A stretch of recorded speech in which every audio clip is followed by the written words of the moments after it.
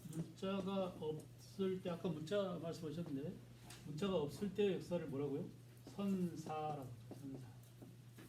이 사자는 되게 여러 가지 설이 있긴 한데 기록하다 이런 의미라고 그래요. 기록. 그래서 이 중국 한자가 상형 문자죠. 그러니까 사람이 이렇게 붓을 손으로 쥐고 있는 이 모습에서 사자가 나왔다고 합니다. 비슷한가요? 이 사자가 이렇게 손으로 붓을 쥐고 있는 이 모습에서 사자가 나왔다고 그래요. 그래서 문자가 없던 때 선사시대는 딱 두 시기밖에 없어요. 구석기하고 신석기. 그죠? 돌로 도구를 사용할 때는 문자가 없었고, 그 다음에 청동시대부터 역사시대라고 합니다. 역사. 그래서 역사는 기록을 했어요. 뭘 기록했냐? 이게 벼 화자입니다. 벼가 나란히 있어요. 어디에 벼가 있느냐? 이게 언덕을 의미한다고 그래요. 언덕 한자에서 이렇게 언덕에 벼를 심었는데 벼가 다 자라서 그칠 짓자죠 이게. 그럼 그 다음에 뭐 해야 됩니까? 벼다가 뭐가 되겠죠?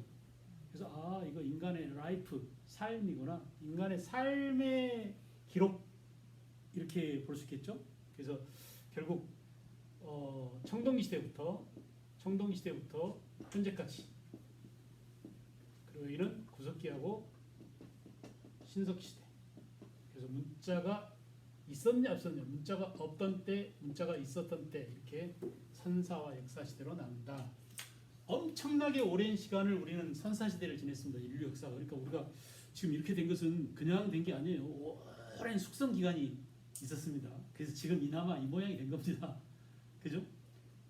여러분들 애를 키워보신 분들 알겠지만 애가 들어 누워있다가 일어서서 걷는 것까지가 쉬운 일이 아니잖아요. 몇 년 걸리잖아요, 우리도. 그죠? 짐승들은 태어나자마자 틀고 일어나서 뛰어다닙니다. 소나 양 뭐 이런 애들은. 근데 사람은 그렇게 되기가 시간이 오래 걸려요. 숙성 기간이 오래 걸립니다. 그러니까 이 뛰어난 머리를 갖고 있죠. 그래서 그런 것들을 보면은 우리 인류 전체 하나 호모 사피엔스라는 인간의 종을 놓고 보더라도 엄청난 오랜 기간 동안 진화되고 또 숙성되고 또 발전하고 누적했는데, 문제는 뭐냐? 다른 동물과는 다르게 그걸 기록으로 남겨서 이미 경험했던 내용을 문자로 남겨서 후세한테 빨리빨리 전달시켜가지고 훨씬 더 나은 문자를 만들어서 오늘날 우리가 됐다라고 볼 수 있겠죠. 그러니까 이 누적된 숙성 기간이 이렇게 길었다는 것은 대단한 겁니다. 특히 우리나라 같은 경우는 우리나라 이 땅에 사람이 살기 시작한 게 70만 년 전이에요. 엄청난 거죠.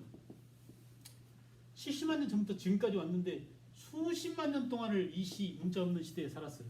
수십만 년 동안 이렇게 살면서 우리는 이렇게 역사가 발전시키고 문화가 발전해 왔습니다. 대단한 겁니다, 지금. 그러니까 BTS가 전 세계를 감동시키고 전 세계 아미들을 쥐락펴락하고 할 수 있는 그런 문화 권력이 어디서 나오냐? 숙성에서 나옵니다. 숙성. 우리 문화 퀄리티가 그만큼 대단. 미국 따라올 수 없습니다. 따라올 수 없어요. 한때 빌보드 해가지고 뭐 미국이 전 세계 저희 때만 해도 팝송 하면 최고인 줄 알고, 누구죠? 걔 얼마 전에 죽었는데 뭐 이대생들이 팬티 집어 던지고 막 했다고 난리 났었어요. 그게 60년대 70년대 얘기입니다. 1970년대. 그런 정도로 미국 문화에, 양키 문화에 열광했었는데 지금은 잽도 안 되는 겁니다. 진짜 키재기를 해보니까 우리 문화에. 그래서 우리는 그런 자부심을 가질 수 있죠. 왜? 숙성 기간이 엄청 길다. 근데 구석시대에 살았던 사람들이 진짜 우리의 직접 주상이냐?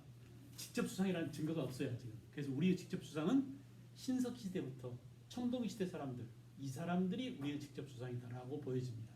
아시겠죠? 우리가 당군신화 내용을 보면은 하늘에서 환웅이 내려왔다. 그리고 땅에서 누가 있었다? 곰과 호랑이가 있었다. 곰과 호랑이는 동굴 속에서 쑥과 마늘만 먹다가 견딘 애가 누구죠? 곰이었죠. 곰은 견디고 호랑이는 견디지 못하고 뛰쳐나갔다. 그래서 곰이 변해서 된 웅녀하고 하늘에서 왔다고 하는 환웅하고 결혼해서 누구를 낳았다? 당군 왕검을 탄생시키는 거짓말이 되게 복잡합니다. 긴 여정을 갖고 있습니다. 그죠?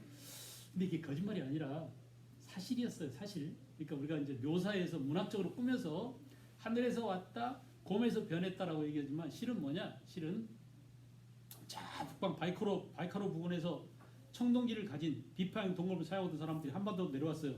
내려와 보니까 한반도에 사람들이 있는데 아직 청동기를 쓸 줄 모르는 신석기인들이야. 그래서 걔들이 야만 쪽으로 살고 있는데 교화시켜가지고 말 잘 듣는 애들하고 결혼해서 그 다음에 태어난 애가 나라를 세운 게 고조선이다. 이런 스토리가 되겠죠. 그죠? 우리 그 옛날 얘기들을 보면은 되게 믿지 못할 일들이 많습니다. 신라 설화에 보면은 김현이라는 사람하고 호랑이라는 사람하고 사귀어요. 그리고 그 호랑이가 경주 금성에 와서 막 사람들 잡아먹고 난리를 피우는데 자기 애인인 김현이한테 호랑이가 얘기해 줍니다. 난구님이 저를 죽이세요. 그래서 높은 벼슬을 받으세요 해가지고 결국은 자기 애인인 호랑이를 죽이고 김현이가 그 신라 선도관인가 누구한테 훈장을 받습니다. 엄청난 상금을 받겠죠. 그런 것들은 실제로는 있을 수 없는 일인데 실은 호랑이라고 하지만 그것은 피치 못할 사정입니다. 이거 발설하면 죽음을 당하는 그런 이루어질 수 없는 사랑을 호랑이라는 짐승으로 표현했을 거예요 아마. 그러니까 결혼해서는 안 될 사람, 가령 평민과 왕족 간의 결혼. 근데 그 왕이라고 말해버리면 왕족이 언제 개망신 나가는 거 아닙니까? 평민하고 이렇게 사랑에 빠졌다는 것이 그게 발설되지 않게 호랑이로 미화해서 권력자잖아요 호랑이는. 그죠? 아마 그런 일들이 전설이나 또는 야담의 일로 퍼져 있었을 거예요. 자, 이렇게 문자를 기준으로 해서 선사와 역사 시대를 나눈다. 역사 시대만 이제 놓고 보겠습니다. 역사 시대. 자, 청동 시대는 기원전 3000년부터라고 했는데 고조선이 건국된 게 몇 년이죠? 여기 맨 앞에. 여기. 청동 시대. 고조선이 건국된 게 몇 년이죠? 우리 다 알고 있어요. 기원전 2333년. 그래요, 안 그래요? 우리가 공식적으로 당군 왕검이 이 땅에 나라를 세우신 연대는 기원전 2333년이다라고 합니다. 그래서 지금으로부터 치면은 한 몇 년 된 거죠? 지금 2200년이잖아요. 아니 2200이 아니라 2022년이잖아요. 거기다가 기원전 2300년을 더하니까 4천 몇백 년 됐겠죠? 그죠? 그래서 우리 역사가 엄청나게 오래된 겁니다. 숙성 기간이 그렇게 길어요. 근데 이제 당군을 진짜 믿는 사람, 야, 환웅이 하늘에서 내려왔다는 게 거짓말이고 이게 북방 민족이야. 거기까지 합치면 우리 역사의 시작이 9,000년 된다고 합니다. 그래서 환웅 시대, 그죠? 또 그 당군 시대 이렇게 해가지고 그것까지 다 합치면 9,000년 정도 된다고 하는데, 하여간 청동 시대 고조선이 세워졌어요. 그 다음에 기원전 5세기경 철기가 들어왔고, 철기도 문제가 많습니다. 철기가 중국에서 왔다고 하는데 철을 제일 잘 다루는 민족이 우리 민족이에요. 아시겠죠? 놀라운 일이죠. 철을 제일 잘 다루는 민족이 우리 민족입니다. 지금은 쇠철자를 이렇게 안 쓰지만 옛날에는 쇠를 나타내는 글자를 이렇게 썼다고 해요. 철자에 없어진 글자랍니다. 이 글자 어디서 많이 본 것 같지 않나요? 이게 큰 활을 갖고 있는 민족, 무슨 민족이죠? 동이족이죠. 우리 민족이 동이족이잖아요. 중놈들이 우리 민족을 볼 때 동이족이라고 불렀는데 쇠를 제일 먼저 사용했던 민족도 이족이다, 우리 민족이다 라고 중국 측에서 봤다는 이겁니다. 근데 이 글자를 의도적으로 없애버렸어 중국이. 지금 안 쓰이는데 옛날 중국의 한자 책들을 보면 이 철자가 나와요. 근데 이 철자를 들여다보면 쇠는 중국에서 먼저 쓴 게 아니라 동이족들이 먼저 쓴 거 아니야 라는 의구심이 듭니다. 그 중국 애들이 이 글자를 못 쓰게 해버렸어요. 그래서 이 글자가 없어졌습니다. 근데 옛날 책에 보면 이 철자가 나와요. 알겠죠? 그런데 이 철자랑 관련된 게 여러분이 잘 아는 붉은 악마입니다. 치우천왕 들어보셨죠? 붉은 악마 모델이 치우천왕이라고 하잖아요. 그 치우천왕이 중국에 건너가서 중국을 다 휩쓸었어요. 탕록 전투에서 중국을 굴복시키고 중국 천하를 제패했던. 그러니까 지금도 우리가 붉은 악마를 내세우고 그 붉은 악마가 얼굴이 도깨비처럼 생겼잖아요. 그죠? 그게 치우천왕 모습이랍니다. 근데 그때 왜 우리가 중국을 이겼느냐? 이 치우천왕이 사용했던 무기가 철제 무기였어요. 중국은 아직 청동기인데 쇠로 된 무기를 갖고 나타나니까 싸울 수 있겠어요? 전술이나 전법도 문제지만 무기 자체가 워낙 뛰어나서 중국이 아주 옛날 고대에 우리한테 이렇게 철저하게 당했던 겁니다. 중국이. 중국 애들이 지금도 한국을 깔보지 못합니다.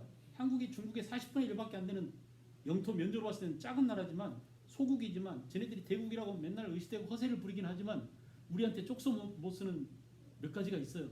첫 번째 뭐냐? 축구입니다. 한국하고 중국하고 축구를 붙으면 중국이 우리를 못 이겨요. 우리 한국 축구 되게 잘하죠. 그냥 잘하는 게 아니라 세계적인 스타들을 배출하고 있잖아요. 요즘에는 이제 또 김민재가 그렇게 뜨대요. 수비수로서 김민재가 공격수인 손흥민 외에도 뭐 이강인이 김민재 이런. 근데 중국의 13억 인구 중에서 그런 애들이 나오지 않고 있다는 얘기는 되게 웃기는 겁니다. 중국은 경제발전 수준이 낮아서 그래? 우리도 옛날에 경제발전 수준이 낮았어도 차범근 있었잖아요. 차범근은 지금도 분데스리가 가면은 독일에서는 아직도 그 전설적인 존재라고 합니다. 지금도 그런 정도로 뛰어난 우리의 민족이에요. 그래서 이렇게 치우천왕은 철을 사용한 그런 사람이었다. 그래서 철기가 과연 중국에서 왔느냐 우리가 먼저 썼느냐라는 거 쟁점입니다. 아시겠죠?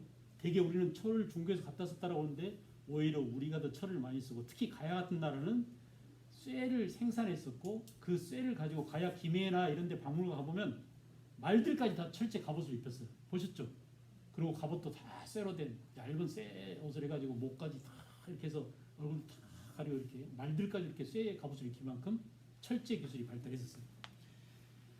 자, 그 다음에 이제 그 철기 문화가 들어온 이후에 계속 고조선이 발전해서 기원전 BC 108년에 한 무제의 침공으로 고조선이 멸망시키세요. 몇 년이라고? 기원전 108년. 그죠? 알스탕님. 고조선이 망할 때 마지막 임금 누구라고요? 네? 누가? 우거왕. 그래서 우거왕이라고 써놓고 한 무제 때 고조선 멸망. 자, 고조선이 망한 자리에 한 사군이 설치되어 있다. 이게 이제 한국사 또 쟁점이죠.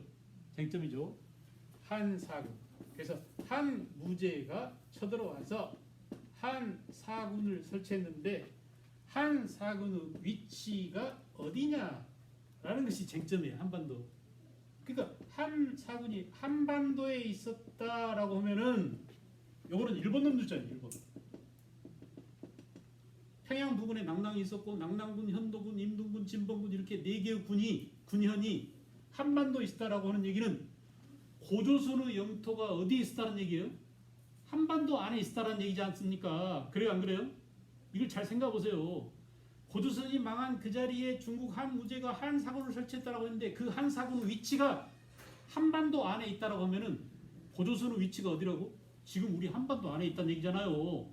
이걸 누가 주장했다고? 일본 놈 주장해. 근데 우리 민족사학에서는 야 웃기지 마. 한 사군의 위치는 요동, 요서 이 지역이야. 중국 만주야 만주. 그래서 우리 고조선의 영역이 엄청난 만주를 대부분 차지하고 있었다라는 주장과 같습니다. 그래서 이게 지금 서로 충돌하고 있는 거잖아요. 그죠? 그래서 정통사, 대학이나 국사교과서나 국사편찬위원회를 차지하고 있는 이놈들이 바로 요걸 따라가지고 이렇게 몰아넣고 있습니다. 그래서 이게 충돌해가지고 지금 국사책에 이걸 쓰지도 못해요. 이제. 이게 충돌해서 국사책에 한사군 문제가 없어요.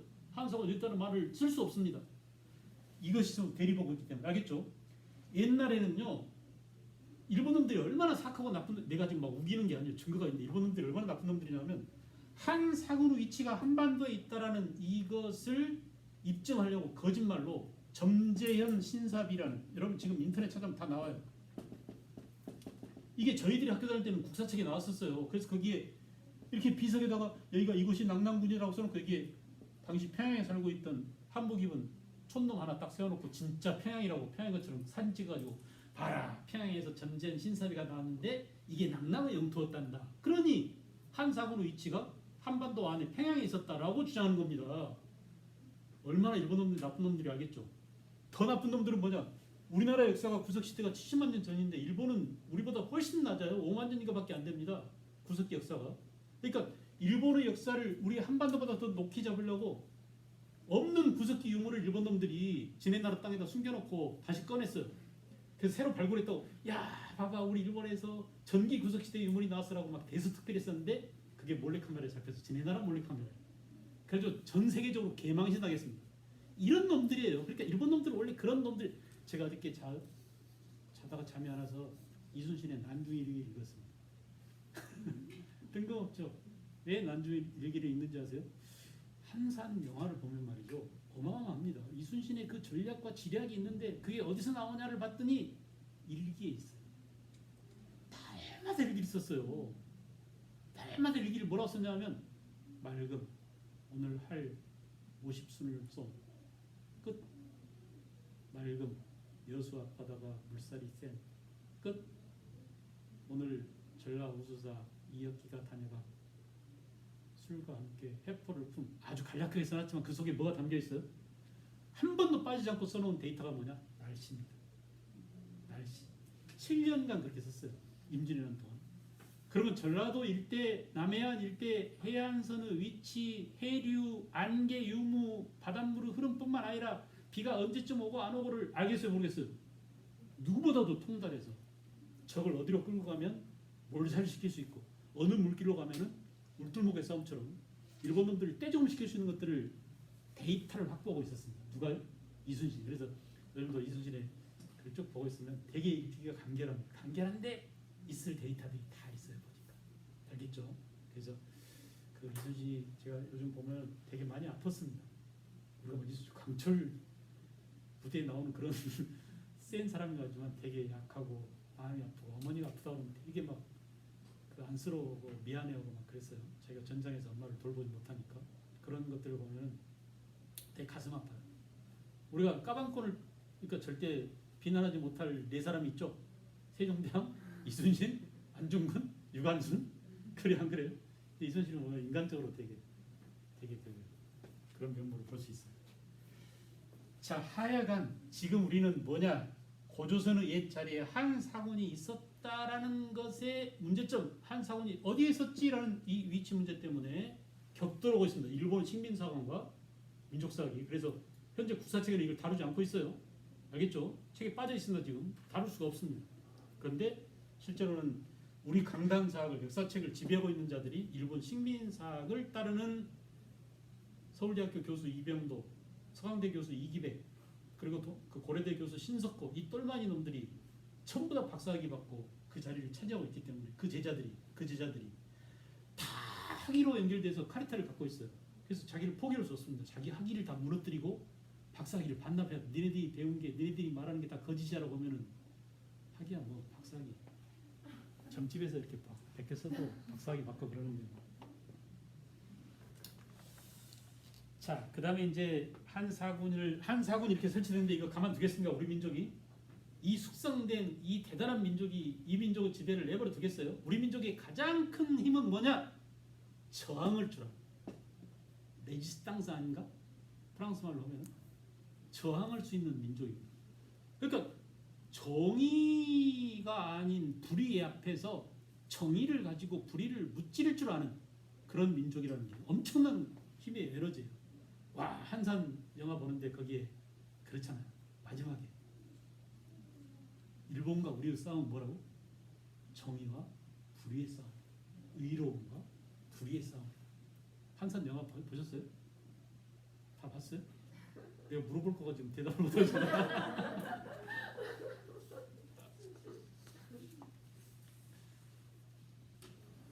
영화 보고 딱 나오는데 사람들이 다 발포하라 그러고 나오더라고요. 그죠? 그 다음에 이제 이놈들을 무찌르면서 그 자리에 다시 우리 민족끼리 뭉쳐서 고조선 유민들이 뭉쳐 나라를 세우는데 그게 바로 뭐냐? 부여, 고구려, 동해, 옥저, 그리고 남쪽에 마한, 진한, 변한이 있어요. 근데 그 마한이나 동그라미 치시고 마한 왕이 누구였냐면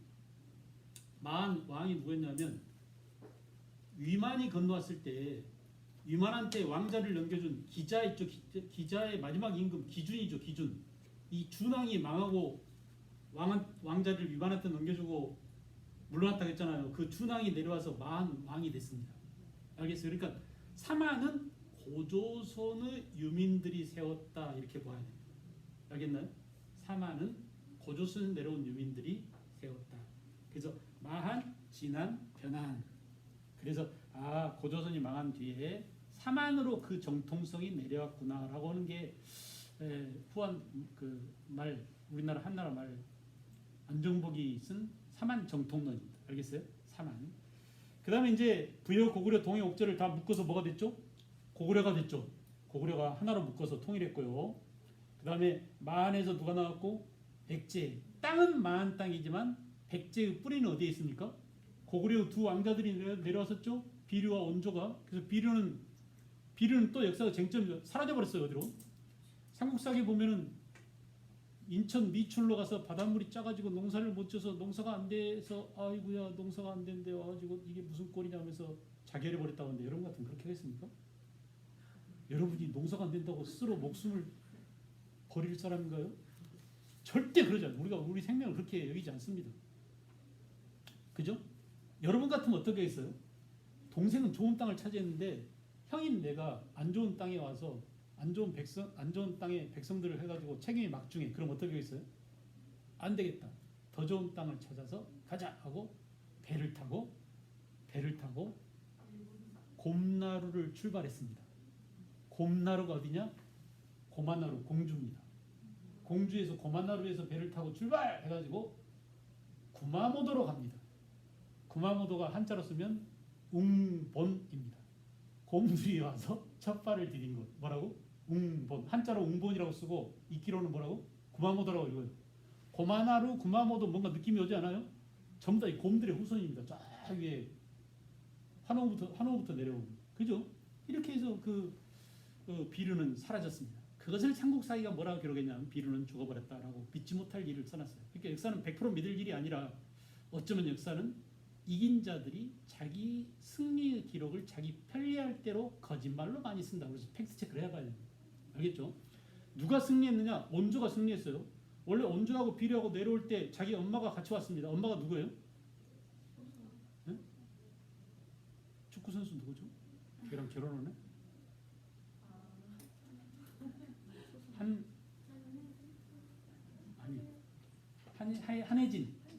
한혜진이죠. 한혜진이가 소순으로 나왔죠.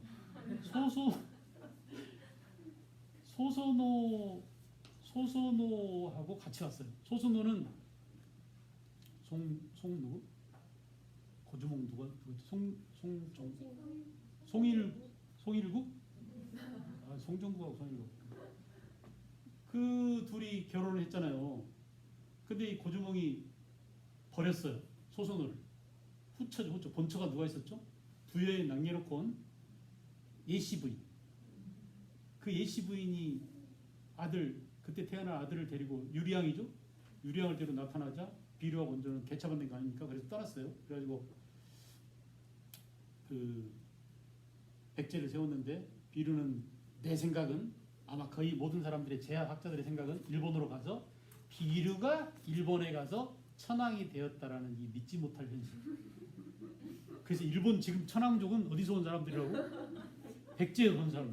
고민스럽지 않습니까? 근데 고민할 게 없어요. 일본 천황이 우리나라를 되게 좋아합니다. 일본 놈들은 일본 지배층들 이번에 죽은 누구죠? 아베나 지금 총리나 그 전 총리들 다 우리나라를 안 좋아. 지금 일본 지배층들은 전부 다 군국주의자들입니다. 알겠죠? 그런데 일본 천황은 우리랑 친하게 지내려고 그래요. 알겠죠? 천황은 내적으로 우리랑 한반도랑 굉장히 문화적으로 긴밀한 관계에 있어. 그러니 혈족 관계를 어떻게든 잘 아름다운 쪽으로 끌고 가야 돼. 저는 앞으로 일본하고 우리가 늘 앙수처럼 지낼 수 없다고 생각해요. 잘 생각해봤는데 우리가 어떻게든 천황과 협조해서 일본의 착한 일본 백성들과 일본의 상징적인 우두머리인 천황과 협조해서 일본의 악의 무리들을 우리가 소탕하고 그들을 평정해서 한 나라로 만들면 좋겠어요. 어때요? 환상적이죠? 괜찮을 것 같아요. 그래서 어떻게 이걸 평정하냐 하면 여러분들이 아이를 10명씩 낳아가지고 그건 도저히 불가능하고 그건 안 될 것 같고 무력으로 경제력으로 침공하는 것보다는 문화적으로 BTS 같은 애들 잘 키우면 아미들이 군대잖아. 아미가 사실은 아미 뜻이 군대 아닙니까? 이것도 이마도 아미죠. 그러니까 되게 다중적인 의미가 있는 것 같아요. 그렇게 머리를 잘 써서 문화적으로 감화시키고 한민족 문화에 동화되게 하고 한민족 문화에 기대게 하고 우리한테 품에 안기려고 하는 일본인들 많이 만드는 게 중요하다고 생각합니다. 그렇게 해서 흡수되게 우리를 따를 수 있게 우리 한민족을 추앙하고 받들어 모시고 이렇게 할 수 있도록 그렇게 해나가는 게 중요한데 그런 목적으로 지금 강의를 하고 있는 겁니다. 그걸 키우려고. 알겠어요? 그래서 이렇게 백제입니다. 그 다음에 진안에서 신라가 나왔습니다. 진안. 신라가 탄생하는 과정을 보면은 진안에 사로 육촌이 있었죠. 기억납니까? 사로 육촌이 있는데 그 사로 육촌의 촌주들이 어느 날 말 울음소리를 듣고 신라의 우물 나정에 가보니까 백마가 하늘로 올라가고 있었죠. 거기에 뭐가 있었어요? 알이 하나 있었죠. 그 알에서 태어난 아이가 누구예요? 박혁거세. 이렇게 알에서 태어났습니다.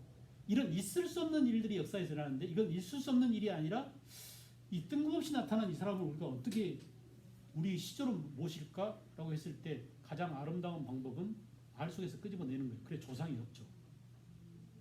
알에 가둬버리면 조상이 없어지잖아요. 그래서 모든 시조들은 거의 다 김수로도 알에서 나오고 박혁거세도 알에서 나오고 고조봉도 알에서 나온 이유가 아버지를 없애버려야 아버지가 없어야 그 사람이 시조가 되는 겁니다. 그래서 알 속에 가둔 거예요.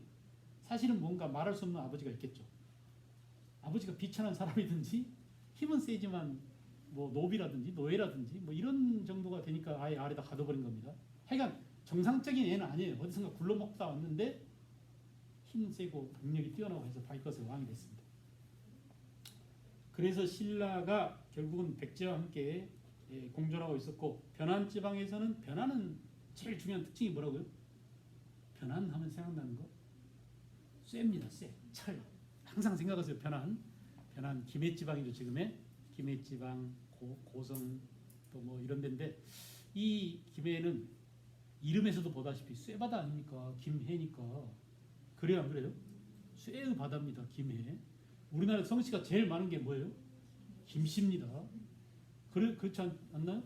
전 세계에서 쇠를 성씨로 갖고 있는 민족이 우리나라. 그러니까 우리가 쇠를 잘 다루는 민족이고 그 철을 잘 다루는 쇠를 잘 다루는 우리 민족이 반도체를 잘 다루는 것은 너무나 당연한 거 아닌가요?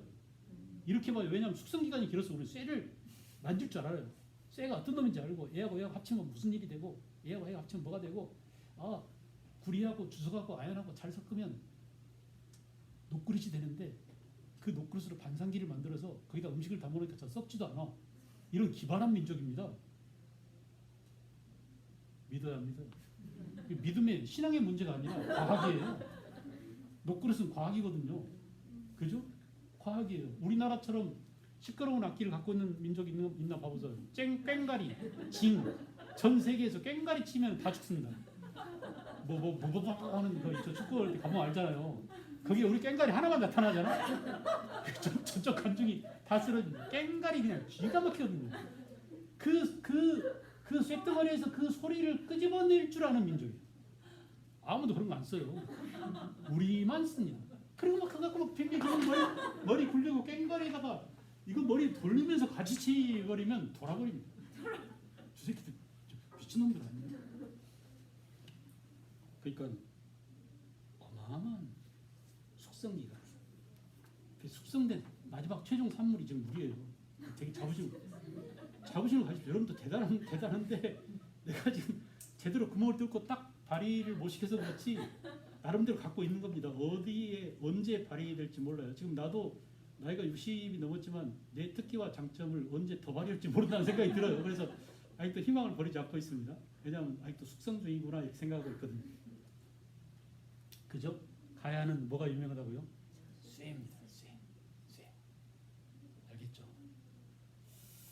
그 다음에 이제 이걸 통일한 게 남쪽에 있는 통일신라가 삼국을 통일했습니다만 여기서 쟁점이 있죠? 소범님? 통일을 신라가 했는데 무슨 쟁점이 있을까요? 왜? 응?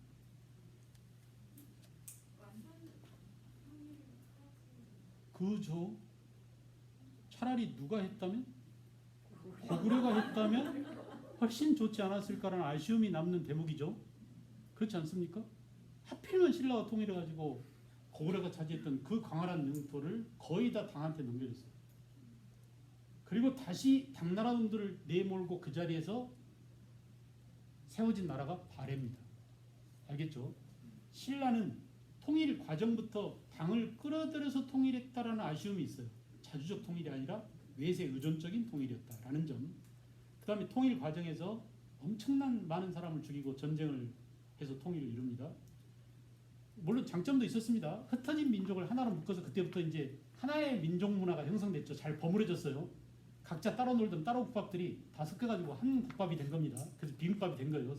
신라 때 처음으로. 알겠죠? 이거 보이잖아요. 이거 이렇게 됐었는데 묶어서 지금 신라가 하나로 묶었어요. 그리고 위에는 발해, 밑에는 통일신라. 그래서 이때를 남북국 시대라고 합니다. 그죠? 우리나라 전체 역사를 통틀어서 봐보세요. 이렇게 남과 북이 딱 둘로 나눠졌던 데가 언제하고 언제예요? 지금하고 발해 때입니다. 알겠죠? 지금하고 발해 때밖에 없어요. 남북한 시대하고 남북국 시대하고. 발해는 건국자 대조영이 과연 우리나라 사람이냐 말갈족이냐 그죠? 이런 문제들이 많습니다. 또 발해는 지배층이 고구려 사람이고 대개 이제 대조영은 고구려 후예라고 합니다. 주장을 하고 있는데 부딪히는 부분이에요. 중국이나 일본 놈들은 그걸 믿으려고 하지 않아요. 그래서 싸우고 있는 중입니다. 지금도. 근데 우리는 우기가 되겠죠. 대조영은 우리 민족이다 이렇게.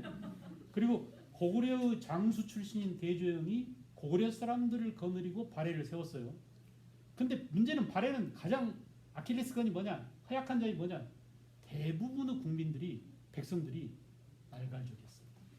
말갈족이 누구냐면 여진족이에요. 말갈족이 변해서 여진이 되고 여진족이 변해서 만주족이 되고 만주족이 세운 나라가 청나라입니다. 다 계통이 있는 거예요. 그게. 그러니까 이 말갈족도 보통 놈들이 아니에요. 알겠죠? 그래서 이 발해는 허약한 민족이 이원적인 지배층과 피지배층이 따로 국밥으로 노는 알겠죠? 그런 단점이 있었어요. 그리고 발해는 엄청난 고구려보다 더 넓은 땅을 갖고 있었는데 허망하게 망합니다. 누구한테 망하냐? 거란에게 망했어요. 세운 지 10년밖에 안 된 거란에게 200년이 넘는 발해가 한순간에 망해버렸습니다. 이게 미스테리예요.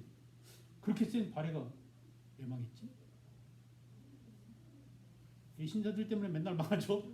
그건 누구나 할 수 있는 얘기고 그거 말고 백두산 화산이 폭발해서 망했다라는 설이 하나 있어요. 백두산 화산이 그 무렵에 폭발했다고 하는데 반대하는 사람도 있습니다. 어쨌든 화산 폭발이 직접적으로 화산재가 날아가서 농사를 망치게 됩니다. 그 먹을 게 없잖아요. 식량이. 먹을 게 없으면 어떻게 싸웁니까? 그러니까 힘센 나라도 그런 국가적 재난이 겹치면 망하게 돼 있습니다. 그죠? 그리고 이제 안에서 내분이 일어나고 또 아까 얘기한 아킬레스건이 뭐라고? 지배층과 피지배층이 서로 달랐다. 그래서 국가 재난 시에 국가 위기 시에 단결해야 되는데 이게 잘 안 되잖아요. 우리 민족은 평소에 잘 서로 싸우다가도 나라가 어지러워지면은 뭉칩니다. 그래서 쳐들어온 바깥놈들을 몰아내는데 발해는 그런 내적 에너지가 없어요. 부족해요. 지배층과 피지배층이 이원화되기 때문에. 알겠죠? 이런 발해의 미스테리. 그 다음에 이제 후삼국을 세웠습니다. 맨 먼저 견훤이 완산주에다가 후백제를 세웠죠. 그 다음에 궁예가 901년에 또 후고구려를 세웠죠. 그리고 밑에 신라. 이걸 다 통합한 게 궁예 밑에 부하로 있던 왕건이 세운 고려. 그래서 936년에 고려를 세우고 그 고려는 1392년에 누구한테 망했습니까? 이성계한테 망했습니다. 그죠? 그래서 고려 이성계한테 고려가 망하고 이성계가 세운 조선이 1910년에 일본 놈들한테 넘어갔습니다. 지난 학기에 여기까지 했어요. 지난 학기에 여기까지를 다루고 이제 여러분들은 그 뒤에부터는 조그만 꼬마리를 할 겁니다. 근데 이게 내용이 엄청나게 많아요. 알겠죠? 그래서 앞으로 가면 앞으로 갈수록 역사가 내용이 사건이 별로 없어요. 성기입니다. 그러니까 고조선 시대 아는 사람 누구 있나요? 별로 없어요. 그죠? 누구 이름 대보세요. 당군 말고 누구 있어요? 환웅? 환웅이 사람인가요? 반인, 반수 그렇잖아요. 그죠? 아는 사람이 별로 없습니다. 위만, 기자 뭐 다섯 손가락 안에 꼽아요. 우리가 고조선 사람 얘기할 수 있는 게. 그죠? 근데 뒤로 오면은 어마어마하게 많은 사람들이 등장합니다. 그죠? 조선 후기부터. 그래서 일제 강점기 36년 그리고 남북으로 갈라지고 현재까지 이 역사를 다음 시간부터 다루겠습니다. 다음 페이지 한번 가보세요. 거기 보시면 우리나라 역사와 중국, 일본사의 비교가 나옵니다. 한눈에 봐도 뭘 알 수 있느냐? 중국 역사, 우리 역사를 보면은 누가 더 복잡해요? 중국이 훨씬 복잡하죠? 그냥 이렇게 간략하게 표로 그려놔서 그렇지 이게 진짜 복잡합니다. 그러니까 중국에서 안 태어난 것 하나만 해도 감사하다고 생각해야 돼요. 역사적으로 봤을 때 알겠죠? 중국에 태어나면 지네 국사를 공부하는데 뒤집니다 이거. 그러니까 우리는 나라 한 번 세우면 1000년이에요. 신라 1000년, 고구려 700년, 백제 700년, 조선왕조 500년, 고려왕조 500년 아주 단순 명쾌해요. 그래서 딱 끝납니다. 그 좀 복잡한 게 부여, 고구려, 동여, 옥조 이것도 표 하나로 다 끝날 수 있습니다. 그러니까 중국은 와 진짜 복잡합니다 이거. 그래서 일본 봐보세요. 일본 역사 딱 한눈에 보니까 어때요? 하찮합니다. 간단하게 하찮합니다. 이 발뒤꿈치 떼만큼도 아니고 맨날 우리 거 모방이고 갈라먹든 갖다 먹든 우리 문화를 가지고 와서 써먹던 놈들이 언제부터 우리를 앞섰냐? 메이지 유신이에요. 제일 꼬마리에요. 알겠죠? 최근에 1868년 메이지 유신 이후에 비로소 일본이 우리 역사를 앞섰지. 그 다음부터는 그 이전까지는 전부 우리 발밑에 놀았습니다. 8만 대장경 좀 제발 좀 주세요라고 맨날 와서 빌었어요. 우리 대장경 얻어가려고. 쌀 좀 보내주세요. 생필품 좀 보내주세요. 대마 도주가 맨날 와서 세종님한테 싹싹 빌었습니다. 그래서 우리가 떼어주면서 쳐들어오면 안 돼. 말 안 들으면 쳐들어간다. 진짜 말 안 들어? 그래서 쳐들어갔습니다. 대마도 개박살을 했어요. 근데 우리 민족 특징은 뭐냐? 혼내주고 식민지로 삼지 않아요. 말 잘 들으고 돌아옵니다. 아주 깨끗하죠. 그러니까 지금도 대마도를 그때 뺏어버렸으면 이렇게 아쉬움이 남긴 하는데 그거 아니에요. 내가 지금 와서 보니까 숙성된 상태에서 보니까 아 세종임금 참 뜻이 있었구나. 교화시키려고 했었구나. 그것을 아미가 실현하고 있구나. BTS가 실현하고 있구나. 정복이란 문화적으로 해야지 군사적으로 경제적으로 오면은 공을 벽에다 던지면 어때요? 작용, 반작용이죠. 반드시 저쪽에서 저항이 있습니다. 싸우게 돼 있습니다. 그러니까 영국이 인도를 또 프랑스가 영국이 미국을 쳐들어가지고 다 깨지고 싸우고 막 그래가지고 지네들 치고받고 했잖아요. 근데 우리는 광개토대왕이 만주 전체를 다 차지하고 몽골까지 갔어. 그래가지고 여기 우리 거야 라고 하지 않고 야 나 광개토인데 말 잘 들어. 내가 오면 항상 뭐 갖다 줘 이렇게 하고 돌아왔어요. 이게 우리 민족. 그러니까 우리 민족의 제일 큰 장점 뭐냐? 침략 전쟁을 하지 않았어요. 말 안 들은 가서 혼내주긴 했지만 돌아와서 문화적으로 정신적으로 교감시키고 교화시키고 끌어들이려고 했습니다. 알겠죠? 이게 우리 민족의 뛰어난 점이에요. 그것이 지금 BTS로 발양되고 있다. 우리 문화의 유전자로 퍼져나가고 있다라는 생각이 듭니다. 그래서 되게 훌륭한 현명한 그 문화 제국주의적 발상이다라는 생각을 해요. 칼이나 총이나 돈이나 무력으로 이렇게 다른 나라를 쳐들어가는 것이 아니라 이렇게 정신적으로 그 문화 힘으로 이렇게 교화시키는 것, 이것이 바람직한. 다음 시간에는 이제 오늘 했던 내용을 좀 복습을 하고 그다음에 아주 못 다룬 게 있는데 공간으로 보는 한국사 그랬는데 우리가 지금 말로 떠들었습니다. 부여, 고구려, 동해, 옥저 애들이 어디에 있는지 그리고 고조선 영역이 얼만큼 되는 건지 이거를 직접 손으로 한 번씩 다 그려보면서 여러분들 그 디지털 마인드가 아니라 아날로그 감성에 새겨넣겠습니다. 우리 역사의 공간에 대해서. 그리고 오늘 다 다뤄야 될 게 그 다음에 드린 뭐죠? 중국 역사의 곡, 동북공정, 탐원공정, 그 다음에 일본의 역사의 곡, 일제 식민사관 있죠? 이거는 집에서 좀 봐오십시오.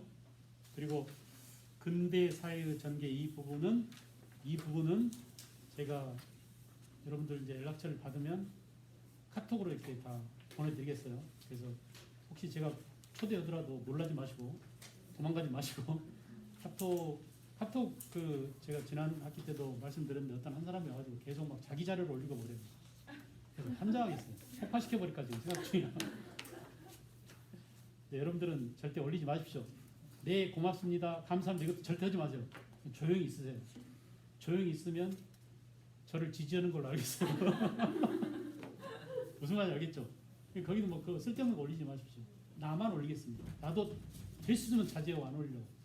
꼭 필요한 것들만 올리고 꼭 봐야 될 영상이나 한국사 자료나 다음에 해야 될 숙제나 이런 것들을 올리고 그래서 이렇게 찍은 것도 제가 봐서 마음에 안 들면 안 올릴 겁니다. 그래서 제일 중요하고 여러분이 복수 보고 또 봐야 될 것들만 올리려고 해요. 그래서 하여간 우리가 쓸 수 있는 모든 것들을 다 동원해서 디지털이건 아날로그건 이런 것들 다 동원해서 공부를 좀 많이 시키라고 하니까 졸지 마시고 열심히 수업에 참여하셔서 저도 재밌게 못 해드리면 다 제 책임입니다. 최대한 재밌게 해드리려고 노력할 테니까 여러분들도 열심히 따라주시기 바랍니다. 알겠죠? 네. 첫 시간인데 어땠습니까? 괜찮았어요?